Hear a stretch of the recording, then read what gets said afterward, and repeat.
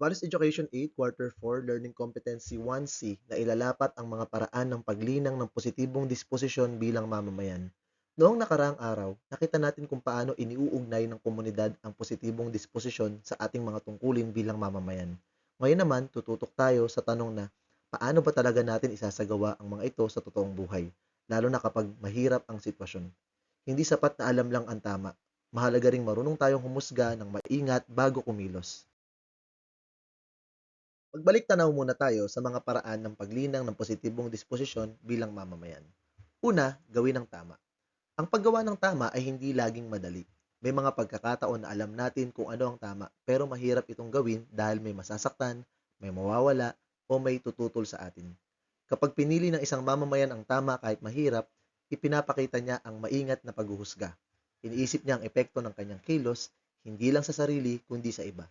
Dito nasusubok ang konsensya at prinsipyo ng isang tao. Ikalawa, gumalang at magmalasakit. Ang paggalang at malasakit ay hindi nangangahulugang lagi tayong sasang-ayon.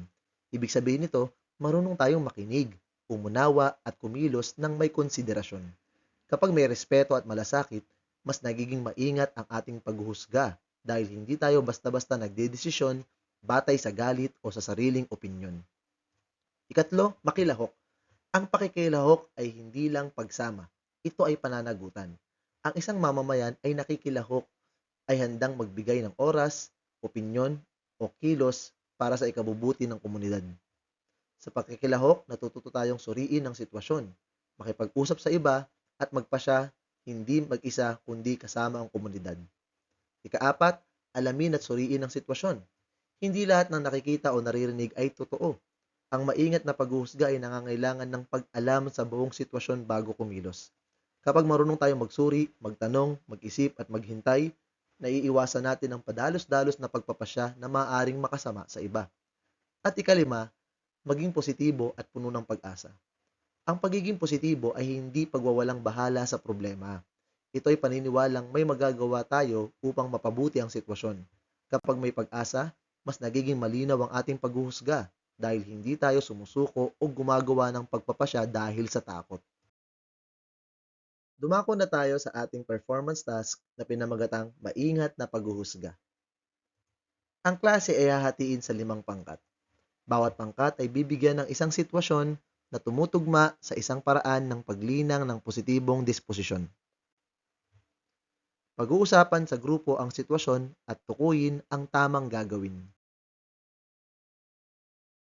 Ipepresenta ang gawa sa pamamagitan ng maikling dula na magpapakita ng tamang pagpapasya at maingat na paghuhusga sa sitwasyon. Ihanda ang maikling paliwanag kung bakit ito ang inyong ginawang kilos. Pangkat 1. Gawin ang tama. Napansin mong iligal ang koneksyon ng kuryente ng iyong kapitbahay. Ito ay masama at nakaaapekto sa mga kapitbahay. Mabait at matulungin siya sa inyong pamilya. Mananahimik ka ba dahil sa utang na loob o gagawin mo ang tama kahit may masasaktan? Pangkat 2. Gumalang at magmalasakit. May bagong lipat sa inyong barangay na iba ang paniniwala at kaugalian. Madalas silang pinagtatawanan at nilalayuan ng iba. Isang araw, humingi sila ng tulong, ngunit may mga kapitbahay na ayaw silang tulungan. Makikisunod ka ba sa nakararami o ipapakita mo ang paggalang at malasakit kahit mapag-usapan ka? Pangkat 3, makilahok sa komunidad. May barangay cleanup drive. Pagod ka na at gusto mo lang magpahinga. Hindi rin naman lahat ng kabataan ay sasali. Pipiliin mo ba ang sarili mong ginhawa o makikilahok para sa ikabubuti ng komunidad? Pangkat 4, alamin at suriin ang sitwasyon. May kumakalat na balita sa social media na may ginawang masama ang isang opisyal ng barangay. Galit na galit ang mga tao at gusto na siyang husgahan agad, kahit wala pang malinaw na ebidensya. Makikisabay ka ba sa galit ng komunidad o sisikapin mong alamin muna ang totoo bago humusga? At pangkat 5, maging positibo at puno ng pag-asa. Matagal nang may problema ang inyong komunidad. Marumi ang paligid at kulang ang tulong ng pamahalaan. Marami na ang nawawalan ng pag-asa at wala nang gustong kumilos. Susuko ka na rin ba tulad ng iba? O mananatiling positibo at hahanap ng paraan para makatulong? Narito ang mga kriteriya para sa pagmamarka. 1. Pag-unawa sa sitwasyon. Naipakita kung malinaw na nauunawaan ang problema at ang hirap ng desisyong kailangang gawin sa sitwasyon. 5 puntos. Ikalawa, pagpapakita ng positibong disposisyon. Naipamalas ang tamang paraan ng paglinang ng positibong disposisyon. 5 puntos. Pangatlo, maingat na paghusga. Ang desisyong ipinakita ay pinag-isipan, may dahilan at isinaalang-alang ang epekto sa sarili at sa komunidad. 5 puntos. At ikaapat, pagganap at pakikipagtulungan ng grupo. Malinaw ang roleplay, may pagtutulungan at naipahayag ng maayos ang mensahe ng gawain. 5 puntos. Ang kabuang puntos ay 20. Ngayon, pag nilayan natin, alin sa 5 paraan ng paglinang ng positibong disposisyon ang pinaka-challenging para sa iyo?